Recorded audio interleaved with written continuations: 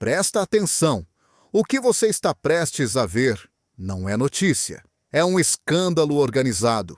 Temos um ex-presidente fragilizado, anúncios de anistia, áudios e recados que soam mais como uma armação do que como justiça. Há quem fale em paz e há quem fale em perseguição. Há quem transforme assassinatos em argumento jurídico. Há ministros com discurso público e atos que mudam o destino de obras e investimentos. Mas a pergunta que ninguém responde é simples: quem protege quem? Fique até o fim, porque o que vazou hoje pode explicar por que o país está refém de decisões que não interessam ao povo. E isso, meu amigo, é gravíssimo.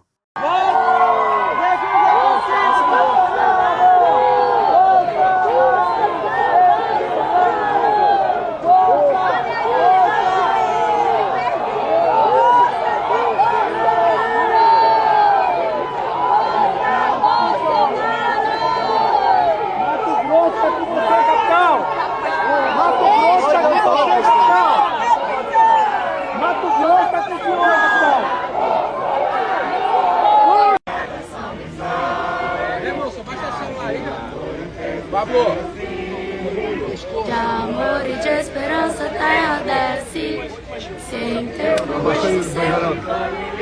pouquinho, obrigado. a imagem do cruzeiro resplandece, gigante pela própria natureza.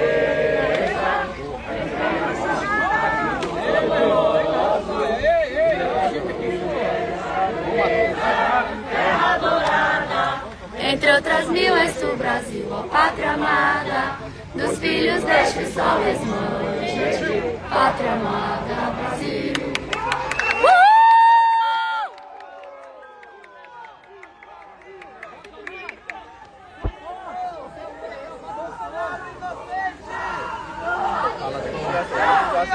Anistia já!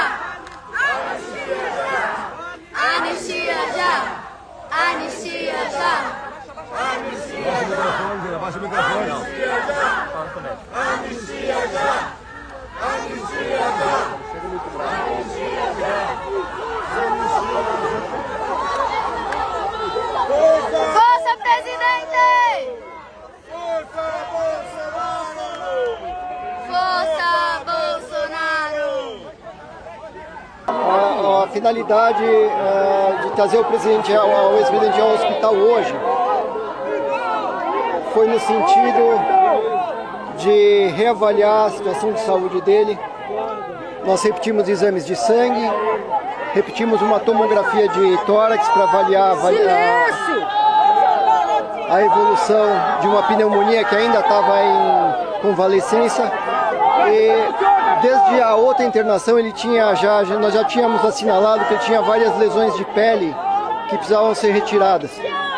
Então, nesse momento, fizemos um procedimento cirúrgico que consistiu na remoção de 8 lesões de pele que foram encaminhadas para biópsia para avaliação adicional. O senhor falou ali de pneumonia, ele passou por um check-up também, agora pela manhã? Não chegou a ser um check-up. Foram apenas alguns exames de sangue que a gente tem feito mensalmente nele para avaliar a evolução. Esses exames já saíram, o resultado ainda vai sair? A maioria deles já saiu. E qual foi? Ele tá bem? Então, olha, ele é um senhor de 70 anos que passou por diversas intervenções cirúrgicas. Ele está bastante fragilizado por essa situação toda. Hoje, de novidade, nós identificamos que ele está com um pouco de anemia. Isso provavelmente por ter se alimentado mal nesse último mês. Então nós seguiremos acompanhando ele de perto, tanto do ponto de vista de pós-operatório, das questões de obstrução intestinal, essas pneumonias que ele vem tendo, alimentação e tudo isso. Eu sou o Dr. Cláudio Birolini, sou um cirurgião que tem acompanhado o presidente e o ex-presidente nessas últimas internações. A cirurgia ocorreu bem? Sem nenhuma... A cirurgia foi bem, foi sem intercorrências, foi dentro do previsto, dentro do esperado. Obrigado, doutor. Teve alguma piora significativa? agora não, ele mantém ainda um quadro eventual de soluços, ele está se alimentando menos do que nós gostaríamos, mas tem se alimentado. O refluxo dele melhorou, mas ainda persiste, a pressão está sendo tratada, a hipertensão está sendo tratada, e é isso. Obrigado, doutor. Ok? Então, na verdade, não deu para entender nada, né? Muita gente gritando. Mas, assim, a avaliação final da saúde do presidente hoje, como ele está? Veja, em virtude da idade, em virtude de todas essas cirurgias que ele fez, em virtude da situação atual, ele está bastante fragilizado. Ah, e por isso nós seguiremos acompanhando aí as condições dele. Tá bem? Mas ele está aqui, como vocês conseguem ver. Está dentro do... Diz que ele tirou uma biópsia, como é que foi, doutor? Nós fizemos o que a gente chama de biópsia excisional. Então você tira aquela pinta e manda para análise. Se aquilo vem como um câncer, aí você às vezes tem que ampliar um pouquinho as margens, que a gente disse. Mas isso tem previsão, já saiu o resultado ou não? Não, esse resultado vai para análise e demora alguns dias para ficar pronto. Mas ele saindo o resultado, ele retorna ao hospital? Aí depende do resultado. Se não tiver nenhum sinal de neoplasia, de malignidade, não precisa. Para essa situação, para essa condição. Tá bem? Gente, o nosso presidente... Obrigado, gente. Presidente!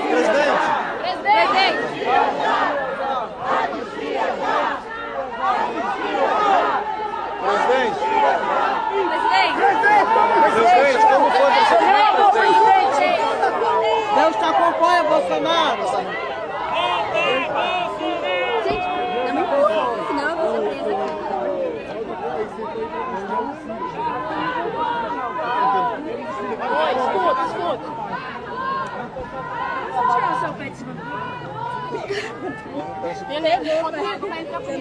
Primeiro, Bolsonaro foi condenado. E perguntaram para o Trump. Vamos ver o que o Trump falou. Vamos ver se o Trump acha que foi uma página virada e que eu aparento... Ou melhor, vamos ver antes o Flávio Dino falando sobre isso, né? Porque ele acha que a anistia, o Flávio Dino, o Moraes também, né, nos seus votos, eles dando recados para que não fosse aprovada a anistia.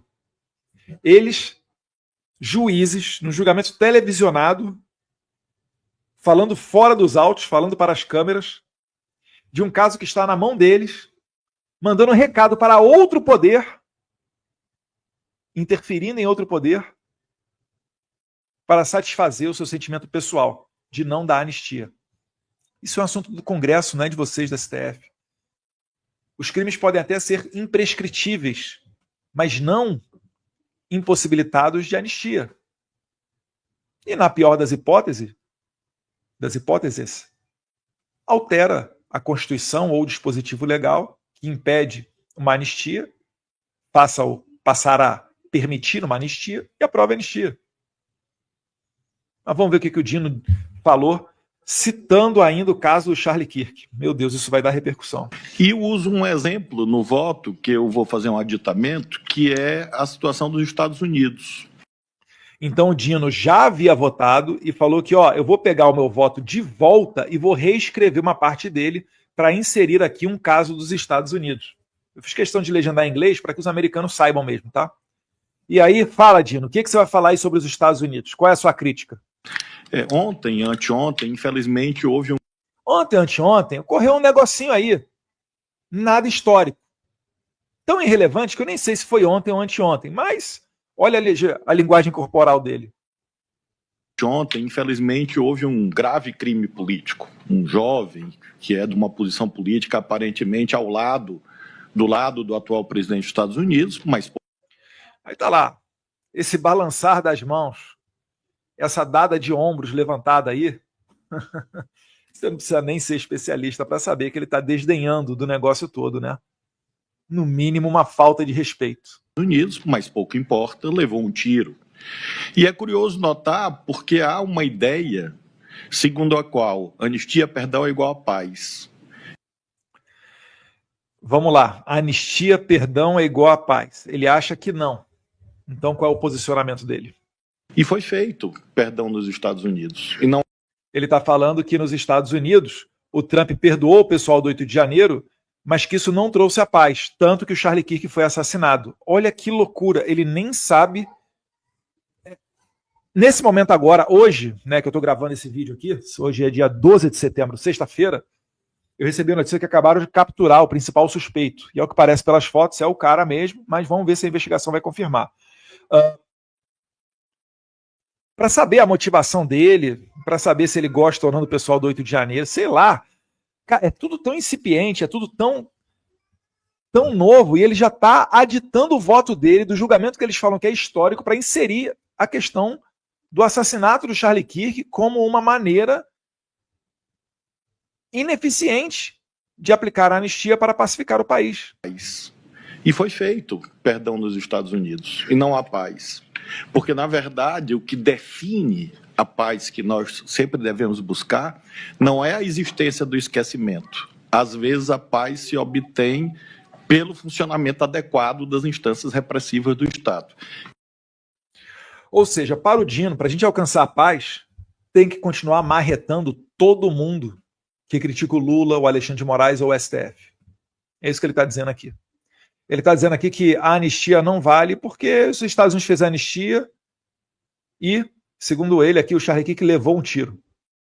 Levou um tiro não, ele foi brutalmente assassinado em meio a uma plateia, onde o atirador falou dane-se, olhou para aquele jovem de 31 anos, que é casado, tem 2 filhos pequenos, da minha idade, né, os 2 filhos dele têm a idade dos meus filhos, né, inclusive a menina mais velha e um menino mais novo, e para ele, isso é um sinônimo, isso é uma prova de que não vale anistiar.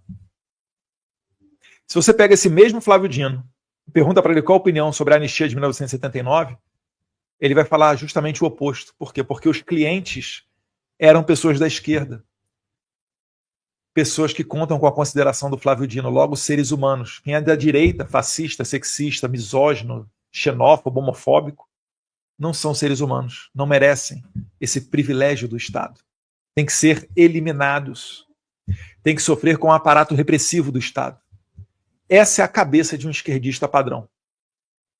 Se você está militando no movimento de esquerda, se você é ligado à esquerda e não conseguiu enxergar isso, você não está tendo o bom uso do seu cérebro. Você não está em suas condições de sanidade mental adequadas. Isso é um comunista. Um cara que vai defender que para latrocida, assassino, sequestrador de embaixador e de avião, merece anistia. Vai servir para virar a página. Mas para quem quebrou mesa e cadeira na Praça dos Três Poderes de 8 de janeiro, ou por vezes nem lá estava, ou por vezes nem no Brasil estava, que é o caso do Bolsonaro, do Anderson Torres, para esses daí, não cabe perdão, não cabe indulto, não cabe anistia. Entendem que nós estamos combatendo o mal? E é repugnante você ver um ministro da Suprema Corte, num momento desse, altamente televisionado, sabendo que iria para todo mundo, ter uma fala dessa. Todas as falas aqui, elas foram calculadas. O Dino está desdenhando do assassinato de Charlie Kirk. Não tenho dúvidas disso. Ele está dizendo que aquele assassinato foi em vão. Só que isso daí é lei do engano. As homenagens já estão no mundo inteiro. Aqui nos Estados Unidos as bandeiras estão a meio mastro. Eu acabei de ver o Andrew Tate, o Elon Musk, e teve mais uma pessoa também fazendo uma doação, cada um deles colocando cerca de $1 milhão para que desse fundo eles vão pagar $10 mil para cada pessoa que desenhar o rosto daquela ucraniana assassinada no metrô ou do Charlie Kirk nos prédios dos Estados Unidos. O efeito Charlie Kirk está apenas começando. Como eu disse mais uma vez, se o mal atua com um objetivo de te calar, você tem que falar ao máximo. Se eles querem deletar a sua história e te apagar fisicamente, você tem que fazer aquela alma viver o máximo possível. veja os vídeos de Charlie Kirk, conheça a história dele, o movimento que ele levantou, a sua conexão com os jovens, a abertura que ele dava para o Brasil, inclusive matéria da Veja, achando que estava denegrindo, acho que foi da Veja, dizendo que ele aconselhou o Trump a fazer tarifas contra o Brasil, mostra a preocupação dele com o cenário político nacional, com a situação degradante das instituições. Ele mora nos Estados Unidos, morava, lamentavelmente faleceu, onde a vida é muito diferente da do Brasil. Mas ainda assim, comprovando o bom coração que tem, se preocupava com o resgate das liberdades, minha e sua. Esse era o Charlie Kirk. O Paulo Figueiredo foi muito feliz, foi numa publicação dele no X de ontem, onde ele diz que o Charlie Kirk foi um dos primeiros a abrir as portas para prestar atenção no Brasil, para abrir as portas daquilo que ele construiu e deixar que a nossa voz ecoasse pelo público dele, através de podcasts, de entrevistas, de eventos, confecção de livros. Então, esse parênteses feito e o devido repúdio a Flávio Dino aqui elaborado, agora a gente entra na questão americana. Como é que o Trump ficou sabendo? O que ele disse sobre a condenação do Bolsonaro? Vamos ver também se ninguém vai se pronunciar sobre esse vídeo do Flávio Dino, né, falando sobre o Charlie Kirk dessa maneira desrespeitosa. Bolsonaro was just found guilty by the Supreme Court. You've been very clear that you would apply sanctions. Are you thinking further sanctions to Brazil because of this, Bolsonaro? Well, I watched that trial. I know him pretty well. Foreign leader. I thought he was a good president. Ele sempre fala de maneira elogiosa ao Bolsonaro, porque ele pôde conviver com o Jair Bolsonaro durante cerca ali de 1 ano e meio, quase 2 anos, enquanto os dois eram presidentes. E também nós tivemos um convívio quando o Trump não era presidente. Eu sempre boto as fotos ali da Geórgia pequenininha lá no gabinete do Trump em Nova York, se não me engano ali em 2021, com certeza, para mostrar que esse relacionamento ele continuou. Encontrei algumas vezes os filhos deles, tive a oportunidade de viajar junto, de ter uma proximidade. No momento em que ele não era mais presidente, no momento em que ninguém queria chegar muito perto dele, porque naquela fase o Trump era um cara tóxico. Um cara que a Nancy Pelosi estava até movendo o processo de impeachment quando ele não era mais presidente. Um cara que diziam que era um golpista, patrocinador de uma insurreição. E aí outras pessoas que até trabalharam do lado dele, como Mike Pompeo, Nikki Haley, ou aquele que ele apoiou para governador da Flórida, o Ron DeSantis, estavam alçando voos para chegar à presidência. A contragosto dele, que dizia que sairia candidato à presidência. Nesse momento, a gente estava realizando o CPEC, estávamos lá do Trump. A gente não tem influência nenhuma sobre o eleitorado aqui americano, né? Muito pouco, quase nada, em termos de voto. Mas ainda assim, seguimos fazendo esse bom relacionamento. E está aí o fruto. Porque o presidente Bolsonaro, como ele disse na Avenida Paulista em certo discurso, ele tem uma falha na sua formação, que foi não aprender inglês. E eu agradeço todos os dias a minha mãe que me forçava a ir às aulas de inglês. Particulares, né? Fiz IBEL, Brasas, me formei finalmente no CNA, a 28 de setembro, lá em Vila Isabel, a professora Érica. Aí vim fritar hambúrguer nos Estados Unidos, aquela chacota toda. Mas isso me permitiu andar por boa parte do mundo com segurança. Enquanto Caetano Veloso e a sua turma faziam chacota do meu inglês, a gente estava se relacionando com esse cara aí, que é o único cara no mundo que consegue abrir 2 flancos de guerra em 24 horas em qualquer lugar do planeta Terra. O cara que bombardeia o Irã e acaba com o programa nuclear iraniano. O cara que força o Trudeau a aumentar o rigor no controle das suas fronteiras. Um cara que impõe a presidente socialista do México que fizesse a maior apreensão de fentanil da história do México e que agora está enfrentando o Alexandre de Moraes. Se tem uma coisa que vai sair daí, meus amigos, podem ter certeza, é resposta. Vamos dar uma olhada aqui. Brazil, and it's very surprising that could happen. That's very much like they tried to do with me, but they... É bem o que eles tentaram fazer contra mim, mas não conseguiram. Eu não preciso nem gastar tempo de ficar explicando e reexplicando. O Trump, ele é uma pessoa de bom coração. É uma pessoa de um senso de humor sensacional. E pessoas assim costumam ter empatia. Elas se colocam no lugar das outras. Vamos ver o trechinho que ele fala aqui. Surprising that could happen. That's very much like they tried to do with me, but they didn't get away with it at all. But I can only say this. I knew him as president of Brazil. He was a good man, and I don't see that happening. I'm very sorry for your loss, for everybody's loss. Ele está aqui incrédulo que ocorreu a condenação. Porque ele sabe, Trump, que se ele não tivesse sido reeleito em novembro, dia 5 de novembro de 2024, ele estaria nessa situação de Jair Bolsonaro. O Trump chegou a ser condenado. Chegaram a discutir se ele teria 1 ou 2 dias de cadeia antes da posse presidencial, dia 20 de janeiro. Então o Trump, que já não é fã do politicamente correto, sabe o que tem que ser feito. E ele não vai querer levar para casa, entrar para a história como um cara que permitiu o nascimento de uma nova Venezuela na América do Sul. Então, meus amigos, podem ter certeza. Vem artilharia pesada aí. E não vai adiantar botar a culpa de tarifa ou de qualquer ação em Paulo Figueiredo e Eduardo Bolsonaro. De uma vez por todas, parem de contratar escritórios de advocacia e lobistas americanos para tentar resolver apenas o problema de vocês. O problema da liberdade no Brasil é um problema de todos nós. Não dá mais para ficar olhando as histórias do pessoal do 8 de janeiro indo para a cadeia, gente que pichou de batom estátua, e achar que isso é problema dos outros, que o país segue uma normalidade. Até mesmo as pessoas do mercado financeiro não gostam disso, porque traz imprevisibilidade. Eles querem o quê? É mar tranquilo para poder navegar, uma estabilidade jurídica, uma previsão de como possa ser o futuro. Mas com essa Suprema Corte, não é possível fazer isso. Vou dar um exemplo. Tinha uma estrada de ferro, era ferrogrão, se não me engano.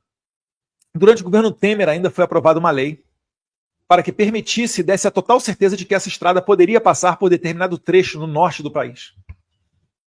Trecho esse que havia uma discussão se era ou não uma área protegida, né, uma área de proteção ambiental. Aprovada uma lei no Congresso. Trouxeram investimento de um grande fundo soberano internacional para o Brasil. A gente está falando de investimentos bilionários. No meio da obra, o PSOL, sim, o PSOL, aquele partido irrelevante, o partido do Adélio Bispo, entra com uma ação e o Alexandre de Moraes concede a ação travando a obra por meses. Aí eu te pergunto, como é que você vai conseguir captar dinheiro no exterior para trazer para o Brasil, com uma Suprema Corte que pode simplesmente rasgar uma lei da noite para o dia e inviabilizar um investimento bilionário de um fundo soberano desse? Você acha que esses investidores vão olhar para o Brasil e vão ter que ideia? Você acha que o nosso rating, que a nossa taxa lá, nosso ranking de bom local para receber investimentos, vai piorar ou vai melhorar com essa conduta? É claro que vai piorar. É claro que esse cara puder, ele vai investir, sabe onde? No Paraguai. Verdade seja dita, quando eu era criança, muita gente falava, né, quando o produto era ruim, é paraguaio. Hoje em dia é o contrário. Hoje em dia o Paraguai dá uma aula no Brasil sobre empreendimento, porque tem um sistema tributário que todo mundo consegue entender. É 10% de imposto, aqui, acolá, acabou. Uma lei trabalhista simples, enxuta, um mercado aberto, e está dando um banho no Brasil. Banho no Brasil. Abraço ao presidente Mário Abdo Benítez, Marito. Então, prezados colegas do mercado financeiro, da CNI, vamos bater na porta correta. A não ser que vocês achem que vocês vão conseguir bater na porta da Casa Branca, falar com esse senhor aqui ao meu lado e convencê-lo de que ele está errado. Não vai rolar, amigo. A pressão vai ter que ser feita em Brasília mesmo. Ou a atividade de maior prodígio no Brasil passará a ser despachante migratório de brasileiros chegando nos Estados Unidos.